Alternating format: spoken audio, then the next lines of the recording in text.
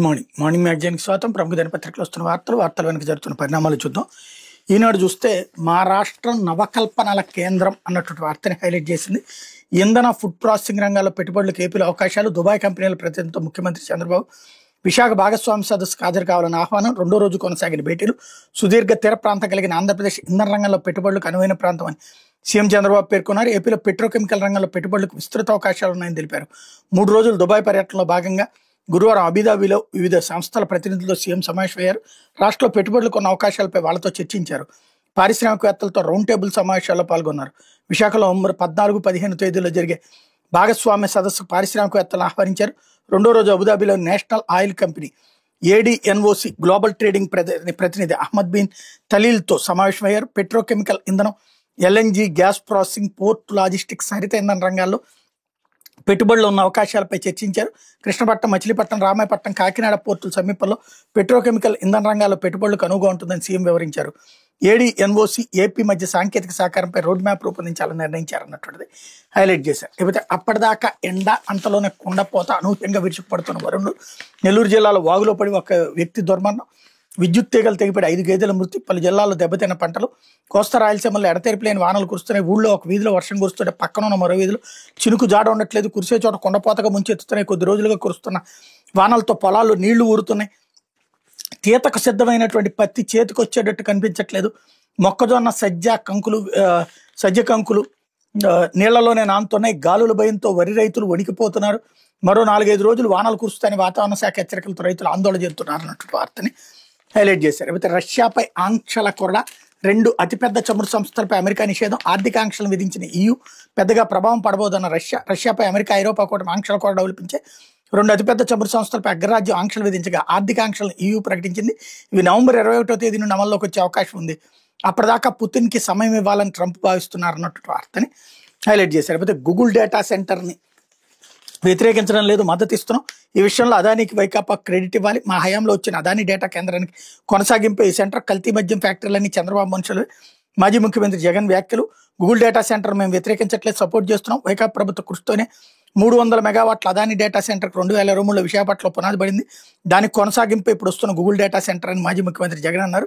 Google data centre ఏర్పాటు విషయంలో వైకాపాకు, మరీ ముఖ్యంగా అదానికి, కేంద్రానికి, సింగపూర్ ప్రభుత్వానికి క్రెడిట్ ఇవ్వాలని వ్యాఖ్యానించారు. గురువారం ఆయన తన క్యాంప్ కార్యాలయంలో విలేకరులతో మాట్లాడారన్నటువంటిది హైలైట్ చేశారు. లేకపోతే సంస్కరణల ఫలితాలు ప్రజలకు అందాలి, 1 నుంచి DDO కార్యాలయం ప్రారంభించాలి. ముఖ్యమంత్రి పవన్ కళ్యాణ్ ప్రజలకు మెరుగైన సేవలు అందించేందుకు వచ్చే నెల 1 నుంచి రాష్ట్ర వ్యాప్తంగా డివిజనల్ అభివృద్ధి అధికారుల కార్యాలయాలు ప్రారంభించాలని ఉప ముఖ్యమంత్రి పవన్ కళ్యాణ్ అధికారులను ఆదేశించారు. స్థానిక సంస్థలు బలోపేతం చేసి తీసుకొచ్చిన పాలనాపరమైన సంస్కరణ ఫలితాలు ప్రజలకు సక్రమంగా అందించాలని ఆయన సూచించారు. గురువారం రాష్ట్ర పంచాయతీరాజ్ గ్రామీణాభివృద్ధి శాఖ ఉన్నతాధికారితో నిర్వహించిన సమావేశంలో ఉప ముఖ్యమంత్రి మాట్లాడారన్నటువంటిది హైలైట్ చేశారు. అయితే పరిశ్రమలకు 1031 కోట్ల ప్రోత్సాహకాలు విడుదలకు మార్గదర్శకాల రూపకల్పన. పారిశ్రామికవేత్తలకు ప్రోత్సాహకాల కింద ఇవ్వాల్సిన పెండింగ్ మొత్తంలో 1030 కోట్లు చెల్లించాలని అధికారులు ప్రాథమికంగా నిర్ణయించారు. వైకాపా ప్రభుత్వం పారిశ్రామిక పాలసీ కింద ప్రోత్సాహకాలు నిలిపేయడంతో పారిశ్రామికవేత్తలు ఆర్థికంగా ఇబ్బందులు పడ్డారు. కూటమి ప్రభుత్వం దీపావళి కానుకగా ప్రోత్సాహకాలు విడుదల చేస్తున్నట్టు ప్రకటించింది అన్నటువంటి వార్తని హైలైట్ చేశారు. లేకపోతే ముప్పవరం నుంచి కాజా వరకు యాక్సెస్ కంట్రోల్ కారిడార్, ఇప్పుడున్న హైవే సర్వీస్ రోడ్ల నిర్మాణం, 100 కిలోమీటర్లకు DPR తయారీకి టెండర్లు.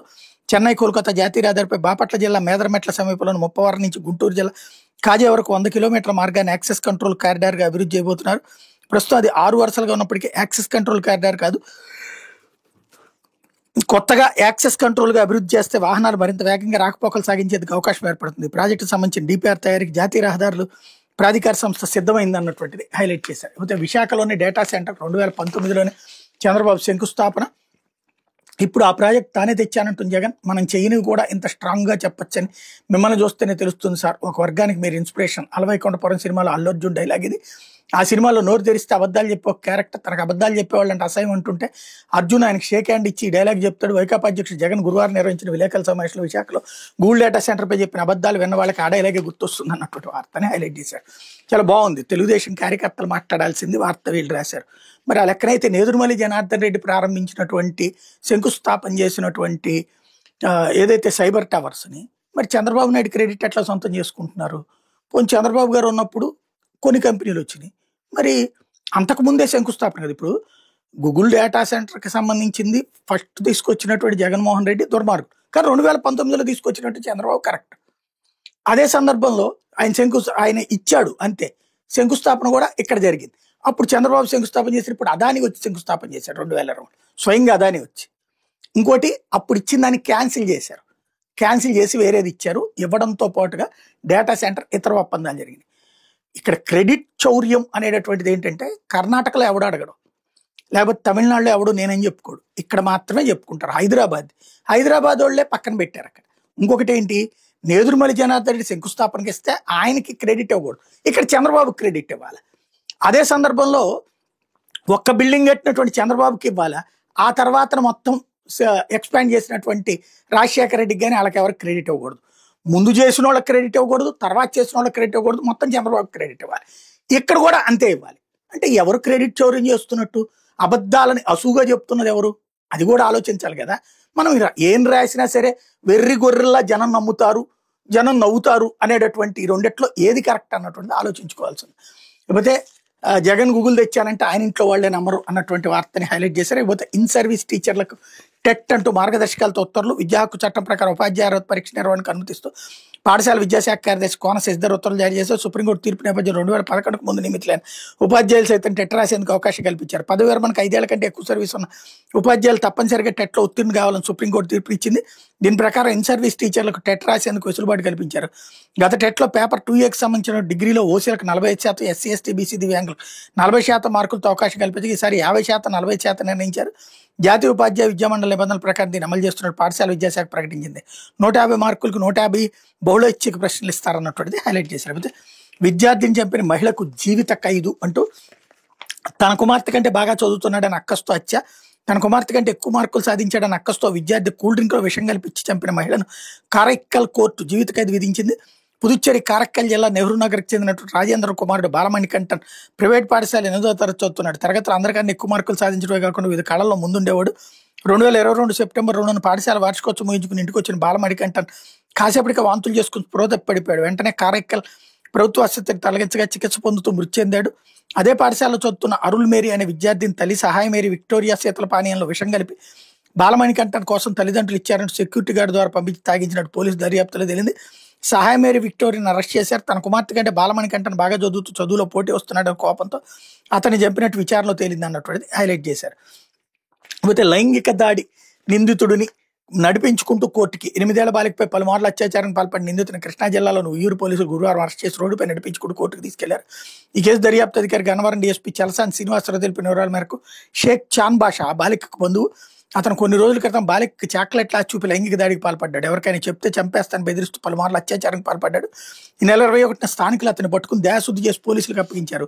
ఈ మేరకు చాన్ బాషాను అరెస్ట్ చేశారు. గురువారం మధ్యాహ్నం బందోబస్తు మధ్య విజయవాడ మచిలీపట్నం ప్రధాన రహదారిపై నడిపించుకుంటూ తీసుకెళ్లి ఉయ్యూరు జూనియర్ సివిల్ కోర్టులో న్యాయమూర్తి ఎదుట హాజరుపరిచారు. న్యాయమూర్తి 14 రోజుల పాటు రిమాండ్ విధించగా నెల్లూరు జైలుకి తరలించారన్నటువంటి వార్తని హైలైట్ చేశారు. లేకపోతే సాక్షి వచ్చేటప్పటికి డేటా సెంటర్ క్రెడిట్ చౌర్యం అన్నటువంటి వార్తని హైలైట్ చేసింది. చంద్రబాబు పాలనా సామర్థ్యంలో వీక్, క్రెడిట్ చోరీలో పీక్. వైఎస్ఆర్సీపీ అధినేత వైఎస్ జగన్మోహన్ రెడ్డి ధ్వజం. విశాఖలో 300 మెగావాట్ల డేటా సెంటర్ ఏర్పాటుకు 2020 నవంబర్లోనే అదానితో ఒప్పందం. డేటా రావాలంటే సింగపూర్ నుంచి 3900 కిలోమీటర్ల పొడవు సముద్ర గర్భంలో కేబుల్ వేయాలి. అందుకోసం 2021 మార్చి 9న సింగపూర్ ప్రభుత్వాన్ని మా ప్రభుత్వం లేఖ రాసింది. విశాఖలో అదాని డేటా సెంటర్ 190 ఎకరాలు కేటాయించి 2023 మే 3న శంకుస్థాపన చేశాం. దాని కొనసాగింపులో భాగంగానే ఇప్పుడు 300 నుంచి 1000 మెగావాట్లకు డేటా సెంటర్ ఇస్తాను. ఇందులో వైఎస్ఆర్సీ ప్రభుత్వం, సింగపూర్ కేంద్ర ప్రభుత్వం, అదాని కృషి ఎంతో ఉంది. అదాని పేరెత్తితే వైఎస్ఆర్సీ ప్రభుత్వానికి క్రెడిట్ వస్తుందని చంద్రబాబు సంకుచిత బుద్ధి. విశాఖలో అదాని సంస్థ డేటా సెంటర్ నిర్మిస్తుందని 3 చోట్ల భూమి అప్పగించాలంటూ అక్టోబర్ 4న రాష్ట్ర ఐటీ శాఖ కార్యదర్శి భాస్కర్ గూగుల్ ప్రతినిధి అలెగ్జాండర్ లేక 87,000 కోట్ల పెట్టుబడితో డేటా సెంటర్ నిర్మించేది అదానియే, హార్డ్వేర్ ఇతర టెక్నాలజీని గూగుల్ సమకూరుస్తుంది అన్నటువంటిది హైలైట్ చేశారు. గూగుల్ డేటా సెంటర్ ప్రాజెక్టు సంబంధించినటువంటి 87,000 కోట్ల అదాని సంస్థ పెట్టుబడి పెడుతుంది. గూగుల్ని తీసుకొచ్చేందుకు ఈ ప్రాజెక్టును అభివృద్ధి చేసేందుకు అదాని సంస్థ దీన్ని చేపట్టింది. ఇది ప్రపంచంలోనే అతిపెద్ద డేటా సెంటర్. కట్టిన తర్వాత గూగుల్ దాన్ని క్లయింట్గా వాడుకుంటుంది. నేను ముందుగానే చెప్పినట్టు సబ్సీ కేబుల్ రావాలి, డేటా సెంటర్ కట్టాలి, అప్పుడు గూగుల్ వస్తుంది. ఈ డేటా సెంటర్కి అవసరమైన హార్డ్వేర్ ఇతర టెక్నాలజీని గూగుల్ సమకూరుస్తుంది. ఇలాంటి డేటా సెంటర్ మన దేశానికి చెందిన అదాని లాంటి గొప్ప కంపెనీ కడుపుతుందని గొప్పగా గర్వంగా చెప్పుకోవాల్సింది పోయి క్రెడిట్ చోరీ చేస్తూ చంద్రబాబు సంకుచిత బుద్ధిని ప్రదర్శించారు. 87,000 కోట్ల పెట్టుబడి ఎవరు పెడతారండి?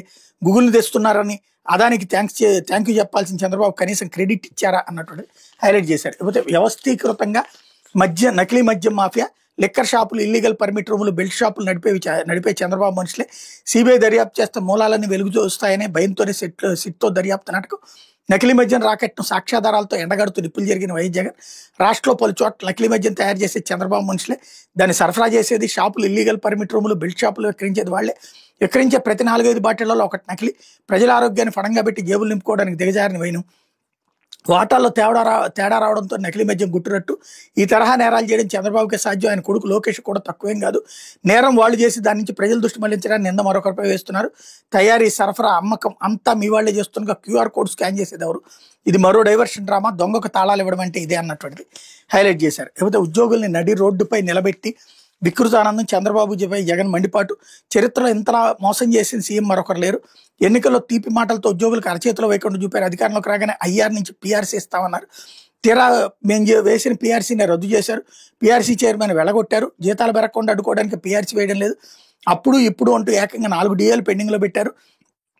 ఉద్యోగులు రోడ్డు ఎక్కితే ఒక్క DA ప్రకటించి పండగ చేసుకోమన్నారు. 31,000 కోట్ల బకాయిల గురించి మాత్రం మాట్లాడరు. వైఎస్ఆర్సీపీ అధికారంలోకి రాగానే ఉద్యోగులకు 27% ఐఆర్ ఇచ్చాం. మా హయాంలో 11 DAలు ఇచ్చాం. అంతకుముందు చంద్రబాబు 2014-19 మధ్య కేవలం 8 DAలు మాత్రం ఇచ్చారు. ఇప్పుడు 4 DAలకు గాను 1 ఇస్తానంటున్నాడు. ఎన్నికలకు ముందు ఓపీఎస్ అంటూ నమ్మబలికాడు. ఇవాళ మేము తెచ్చిన జీపీఎస్ లేదు, బాబు చెప్పిన ఓపీఎస్ లేదు. జీపీఎస్ కోసం మేము యాక్ట్ చట్టం తెచ్చాం. బాబు రూల్స్ రూపొందించుంటే జీపీఎస్ ఫలితాలు ఈపాటికే ఉద్యోగస్తులకు వచ్చేవి. ఇవాళ ఉద్యోగులు జీపీఎస్, ఓపీఎస్ లేదు, త్రిశంకు స్వర్గంలో ఉన్నారన్నటువంటిది హైలైట్ చేశారు. లేకపోతే రైతుని నిలువునా ముంచేస్తారా అంటూ పంట నష్టపోతే పరిహారం లేదు, ఎరువులు విత్తనాలు లేవు, పండించిన పంట గిట్టుబాటు ధర లేదు, ఉల్లి క్వింటాకు 1200 ఎవరికి ఇచ్చారు, టమోటాను పొలాల్లోనే వదిలేస్తున్నారు, కూటమి పాలనలో రైతాంగం పరిస్థితి దారుణం అన్నటువంటిది హైలైట్ చేశారు.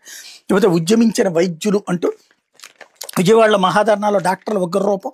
3,000 కోట్లకు పైగా ఉన్న ఆరోగ్యశ్రీ బకాయిలు చెల్లించి ఆసుపత్రులను ఆదుకోవాలని డిమాండ్. బిల్లులు అడిగితే ఆడిట్ పేరుతో వేధిస్తున్నారు నాగరం. ప్రాణదాతలపై ఎందుకెంత చిన్న చూపని కూటమి ప్రభుత్వంపై మండిపాటు. ప్రైవేట్ డాక్టర్లు రోడ్డెక్కి ఆందోళనకు దిగడం ఇదే తొలిసారంటున్న వైద్య వర్గాలు అన్నటువంటిది హైలైట్ చేశారు. లేకపోతే నిండా ముంచిన వాన అంటూ రాయలసీమలో భారీగా పంట నష్టం. వాగులు పొంగడంతో పలు చోట్ల నిలిచిన రాకపోకలు. ప్రకాశం జిల్లా రాచర్లో 8.5 సెంటీమీటర్ల అత్యధిక వర్షం.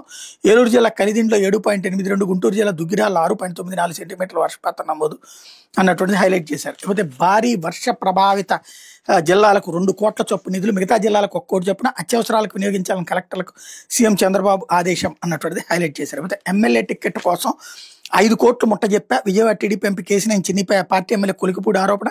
తన బ్యాంక్ ఖాతా నుంచి విడతల వారీగా సొమ్మిచ్చినట్టు వెల్లడి. టీడీపీలో కోవట్లో ఉన్నారంటూ కేసినేని చిన్ని పరోక్ష విమర్శలు అన్నటువంటిది హైలైట్ చేశారు. లేకపోతే 79,000 కోట్ల ఆయుధాల సేకరణ, అత్యాధునిక ఆయుధాలు, సైనికోపకరణాలతో త్రివిధ దళాలను మరింత బలోపేతం చేసే చర్యలో భాగంగా రక్షణ శాఖ మరో భారీ ప్రతిపాదనకు పచ్చజెండా ఊపింది. మొత్తంగా 79,000 కోట్ల విలువైన ఆయుధాలు, మిలిటరీ హార్డ్వేర్ కొనుగోలుకు సంబంధించిన సమీకరణ ప్రతిపాదనకు రక్షణ కొనుగోలు శాఖ మండలి ఆమోద ముద్ర వేసింది అన్నటువంటి హైలైట్ చేశారు. తుని లైంగిక దాడి నిందితుడి ఆత్మహత్య. కాకినాడ జిల్లా తుని మండలంలోని గురుకుల పాఠశాల విద్యార్థినిపై లైంగిక దాడికి ప్రయత్నించిన టీడీపీ నాయకుడు నారాయణరావు ఆత్మహత్యకు పాల్పడ్డాడు.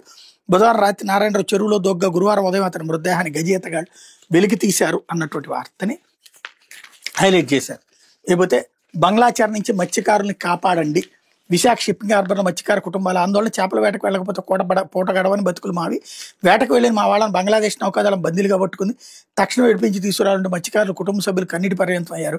ఇటీవల చేపల వేటకు వెళ్లి బంగ్లాదేశ్ నౌకాదళానికి దొరికిన విజయనగరం జిల్లాకు చెందిన మత్స్యకారుల కుటుంబ సభ్యులు గురువారం విశాఖపట్నం ఫిషింగ్ హార్బర్ వద్ద రాష్ట్ర మరపడవల సంఘం కార్యాలయం వద్దకు వచ్చి నాయకులను కలిసి తమ ఆవేదన తెలియజేశారు అన్నటువంటి హైలైట్ చేశారు. లేకపోతే ఆంధ్రజ్యోతి వచ్చేటప్పటికి మా రాష్ట్రానికి రండి, గ్రీన్ ఎనర్జీలో ఎన్నెన్నో అవకాశాలు, భారీగా పెట్టుబడులు పెట్టండి అంటూ చంద్రబాబు గారికి సంబంధించినటువంటి వార్తని ఇక్కడ కూడా హైలైట్ చేశారు. లేకపోతే ఇవేం పిల్లి మొగ్గలు అంటూ గూగుల్ హబ్పై మొన్నటిదాకా విషయం, వేస్ట్ గోడౌన్ కాలుష్యం అంటూ ప్రచారం. 10 రోజులుగా అదే పనిగా బురజల్లుడు. జగన్ రోత మీడియాలో చర్చల పరంపర. నేడు గూగుల్ని స్వాగతిస్తూ జగన్ ప్రకటన. ఈ వార్త రాయడంలో తప్పులేదు. ఆంధ్రజ్యోతి కరెక్ట్గానే టచ్ చేసింది. నేను నిన్న మొన్ననే ప్రస్తావించాను. ఓ పక్కనేమో అదాని డేటా సెంటర్ మేమేది ఇచ్చామంటారు, ఇంకో పక్కనేమో డేటా సెంటర్లు వస్తే పర్యావరణ నాశనం అయిపోతుంది అంటారు. అసలు మీ పార్టీ పాలసీ ఏంటో తేల్చుకోండి జగన్తో కూర్చున్నాయి. జగన్ నేను చెప్పాక ఇప్పుడు ఆగుతుంది. ఈ విషయంలో వార్త రాసినందుకు ఆంధ్రజ్యోతిని అభినందించాలి. లేకపోతే క్వాంటమ్ రీసెర్చ్లో భాగస్వాములు అవ్వండి. వర్సిటీ ఆఫ్ మెల్బోర్న్కు లోకేష్ అభ్యర్థన. రాష్ట్రాభివృద్ధి లక్ష్యాల సాధనకు సహకరించండి. ఏఐ, సైబర్ సెక్యూరిటీ, ఐఓటీలో నైపుణ్యాభివృద్ధి తోడ్పడండి అని వాళ్ళని అడిగారు అన్నట్టు హైలైట్ చేశారు. మరోవైపు వేడని వాన తప్పిన వాయుగుండం హైలైట్ చేశారు. రష్యా చమురుపై ఆంక్షల మంటలు. రాన్ వెస్ట్ లుకోయిల్ మీద అమెరికా ఆంక్షలు, వాటి నుంచి చమురుగొనే విదేశీ సంస్థలపై కఠిన చర్యలు చేపడతామని హెచ్చరిక. రష్యా సహజవాయు దిగుమతులు, చమురు రవాణా నౌకలపై EU ఆంక్షలు. ఏడాది చివరికల్లా రష్యా చమురు కొనుగోళ్లను భారత్ ఆపేస్తుంది ట్రంప్. ఉక్రెయిన్తో యుద్ధ విరమణ కోసం చేస్తున్న ప్రయత్నాలకు ఆంక్షలతో వేగాతం రష్యా. ఆంక్షల నేపథ్యంలో చమురుదారులకు రెక్కలు. ఆసియాన్ సదస్సుకు మోడీ వెళ్లట్లేదు. వర్చువల్గా పాల్గొన్న ప్రధాని ట్రంప్ టార్గెట్ చేస్తారన్న భయం అంటూ కాంగ్రెస్ స్టేట్మెంట్ హైలైట్ చేశారు. అయితే మనిషిని బట్టే మందు అంటూ జబ్బును బట్టి అందరికీ ఒకే ఔషధం సరికాదని మా పరిశోధనలో తేలింది. జన్యుక్రమం శరీర తత్వానికి అనుగుణంగా వేర్వేరు మందులు, అందుకు వీలు కల్పించేలా ఫార్మకోజెనోమిక్స్ టెస్టు AIGలో 5,000కే లభ్యం. ఆ రిపోర్టుతో జీవితాంతం ఖచ్చితమైన వైద్యం డాక్టర్ నాగేశ్వర్ రెడ్డి వెల్లడన్నటువంటిది హైలైట్ చేశారు. అయితే పాపం పండింది అంటూ చెరువులోకి దూకి అత్యాచార నిందితుని మృతి. బహిర్భూమి కోసం వాహనం ఆపి దూకేసిన నారాయణరావు. న్యాయాధికారి వద్దకు వెళ్తున్న ఘటన, చెరువులో లభించిన మృతదేహం చావడమే కరెక్ట్ అంటూ కుటుంబ సభ్యుల స్టేట్మెంట్ ఇక్కడ హైలైట్ చేశారు. ఇప్పుడు తిరువూరులో రచ్చ. ఎంపీ కేసినేని చిన్ని వర్సెస్ ఎమ్మెల్యే కొలికపూడి. 2024 ఎన్నికల్లో టికెట్కి చిన్ని 5 కోట్లు అడిగారని కొలికపూడి ఆరోపణలు. నా డబ్బు ఖర్చు చేస్తానే తప్ప వసూలు చేయని కొలికపూడిపై వైసీపీ కోవర్టు ఎంపీ. వైసీపీ నాయకులతో ఆయన వ్యాపారాలు చేస్తున్నాను ఎమ్మెల్యే ధ్వజం. నియోజకవర్గంలో వేరువేరు కార్యక్రమాలు, సోషల్ మీడియాలో రచ్చ అన్నటువంటిది హైలైట్ చేశారు. అట్లాగే బాధ్యత లేకుండా ప్రవర్తిస్తారా అంటూ ఎన్టీఆర్ జిల్లా టీడీపీ నేతలపై సీఎం ఆగ్రహం. పెట్టుబడుల కోసం నేను విదేశాల్లో పెట్టుతుంటే రచ్చ చేస్తారా? క్రమశిక్షణ రాహిత్యాన్ని సహించను. పార్టీ కార్యాలయానికి ఎవరిని పిలవద్దు, నేను వచ్చాక సంగతి తెలుస్తా అంటూ పల్లాకి ఆదేశం అన్నటువంటిది హైలైట్ చేశారు. అయితే వివేకా హత్య కేసు నిందితులకి సిబిఐ కోర్టు నోటీసు. తదుపరి దర్యాప్తుపై అభిప్రాయాలు చెప్పాలని ఆదేశం అన్నటువంటిది హైలైట్ చేశారు. మరోవైపు పాపం పండింది అంటూ ఈ చనిపోయినటువంటి నారాయణరావుకు సంబంధించినటువంటి వార్తని హైలైట్ చేశారు. అయితే గోవుల మృతిపై ఆధారాలు మీడియాకు అప్పుడే ఇచ్చాను, మీకు ఇప్పుడు కొత్తగా ఇవ్వాల్సిన అవసరం లేదు. పోలీసులకు భవన్ జవాబు. 2 గంటలకు పైగా విచారించిన DSP. తిరుపతిలోని SV గోశాలలో 100 గోవులు మృతి చెంది ఆయన చేసిన ఆరోపణలకు తన వద్ద ఆధారాలను టీటీడీ మాజీ చైర్మన్, తిరుపతి వైసీపీ మాజీ ఎమ్మెల్యే భువన కరుణాకర్ రెడ్డి చెప్పారు. అయితే ఆధారాలను ఆనాడే మీడియాకు అందజేశానని, ఇప్పుడు పోలీసులకు కొత్తగా ఇవ్వాల్సిన అవసరం లేదని ఆయన స్పష్టం చేసినట్టు తెలిసింది. గోశాలలో గోవులు భారీ సంఖ్యలో చనిపోయిన గతంలో ఆయన ఆరోపించడం, ఇవి అసత్య ఆరోపణలు టీటీడీ పాలక మండలి సభ్యుడు భానుప్రకాష్ రెడ్డి SPకి ఫిర్యాదు చేయడం, దీని మీద కేసు నమోదు చేసిన university police station CI Ramaiah ఆధారాలతో గురువారం తమ ముందు విచారణకు హాజరు కావాలని వాట్సాప్ ద్వారా భువన్కు నోటీసులు పంపడం తెలిసింది అన్నటువంటి వార్తని హైలైట్ చేశారు. ఇది దినపత్రికలో వచ్చిన వార్తలు వెనకాల జరుగుతున్నటువంటి పరిణామాలు.